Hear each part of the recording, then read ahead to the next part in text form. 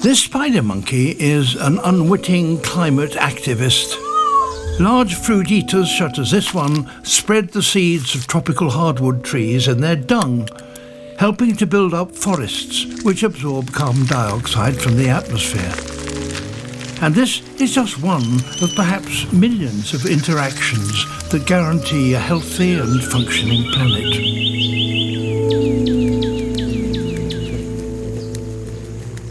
Humans have spent hundreds of years documenting life on Earth, and we now have a catalogue of around 1.6 million species. However, there may be 7 or 8 million more that we don't yet know about. We have a good idea of the large animals, such as mammals and birds, but there are doubtless even some of these that we've missed. And the smaller you go, the more species there are left to find. As the human impact on the planet intensifies, scientists fear that many species could be lost before we even discover them. So why is it so important that we protect our planet's biodiversity? When we think of protecting wildlife, we tend to picture the superstars. But the organisms that do most of the hard work keeping our planet healthy are the unglamorous ones. This biodiversity provides us with the food we eat, from the microorganisms that enrich the soil where we grow our crops, to the pollinators who give us fruit and nuts, and the fish that are the main source of animal protein for around 1 billion people. Many of our medicines originate from plants and fungi, and many more may lie undiscovered in remote corners of the world. For instance, there's a fungus that grows on the fur of sloths that could help treat some forms of cancer. The natural world shelters and protects us too. Trees and shrubs protect our homes from flooding, and coral reefs and mangroves shield our coastlines from storm surges. And all that is not to mention the great spiritual and cultural value that nature holds for human beings the world over. But despite the overwhelming benefits of a healthy planet, many human actions are destroying biodiversity. Changes to habitats for grazing, mining and crop production, including the use of harmful fertilizers, have had a huge impact on land and sea.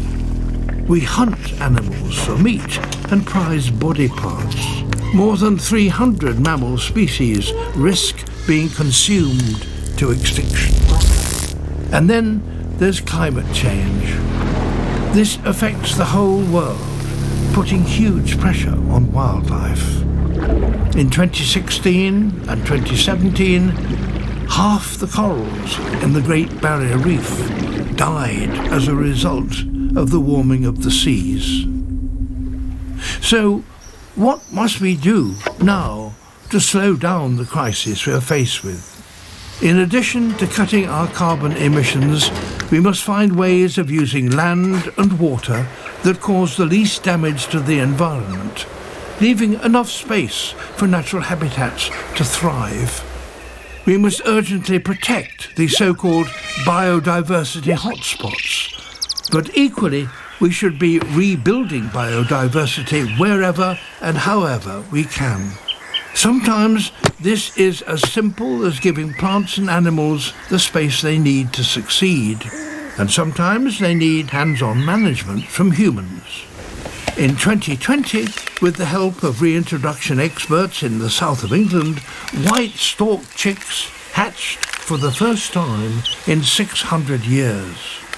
Hands-on management was also critical to restoring the population of mountain gorillas in the Virunga National Park in Central Africa.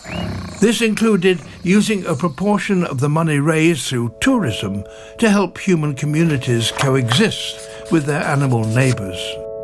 We must provide pathways for global development that work with rather than against nature, and we need to give the communities affected a seat at the table. The benefits provided by nature are indispensable for making human life both possible and worth living. We need all the riches of our living planet to help us live healthy, happy lives long into the future.